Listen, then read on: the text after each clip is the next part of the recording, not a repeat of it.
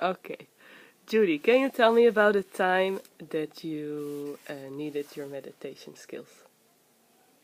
Yes, I can. I remember one year I had a very crazy ninth grade class. These boys were nuts. They thought nothing of climbing on the desks and jumping out the windows. That was like okay for them. And I was always very optimistic and very happy because I had done my meditation.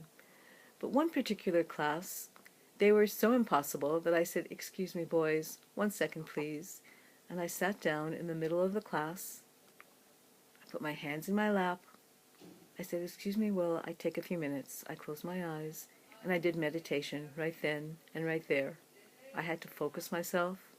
I had to remember why I was there. I had to remember not to be involved with what they were doing, but to feel my own heartbeat, my own breath. And you'll never guess what happened.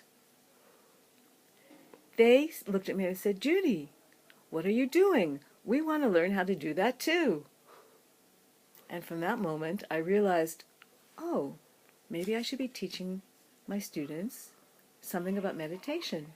And that's what happened. That was many, many years ago. That was back when our school was called Malay Absor. Maybe it was even 15 years ago, something like that. And that started me on my quest for how to use meditation in my classroom. Nice. And do you enjoy teaching meditation? I love teaching meditation. It's my favorite thing in the world. The people who want to learn it are always interested, even if it's hard for them. They're interested in what kind of technique it is to make them quieter.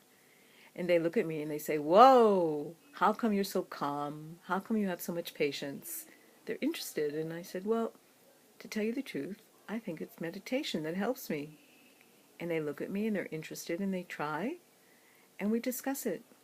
And often kids say that they really discovered new things about themselves and that they like it. They feel safe in the meditation workshop. And sometimes they come back the year after. I also teach meditation on my kibbutz, and women come and they love it. I used to have a few men, but they stopped coming, mostly because their wives decided not to come back. But in general, it's good for the people who come and great for me. I always feel like I have a present. It's a gift given to me that I can teach meditation. Oh, that's really nice. Can you tell me about your best student? My best Or students? like the student which stood out the most over the years? Sure, I can tell you about one of my amazing students. When I have a good group of kids, I'll talk about the kids who come to do meditation. I use all my creative faculties to think of ways they can focus on themselves. So one time I gave an exercise, a well-known exercise, where I passed out, their eyes were closed, I passed out a bag of marbles, small round marbles. They had to pick one with their eyes closed, and they had to feel the texture and the temperature, and they had to play with it and the weight and notice all these things about it. Then I told them to put it down and to notice how their hand felt without the marble. Then I instructed them to open their eyes and they looked at the color and they thought, wow! Some of them guessed the right color. This one student said, "I knew it was that color." Then I said, "Okay, now we're going to try something else. I want you to be the marble and discuss how it was to be held in the hand of the person who was holding you." And this particular student was the most amazing actress I'd ever heard in my life. What an actor.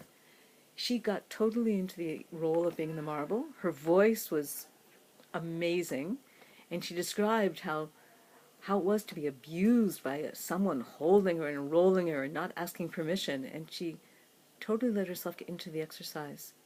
When she had finished, she put the marble down, did some breathing, and she reflected later that it really helped her understand the situation. That was a very interesting student. Yeah, that's really nice. Okay.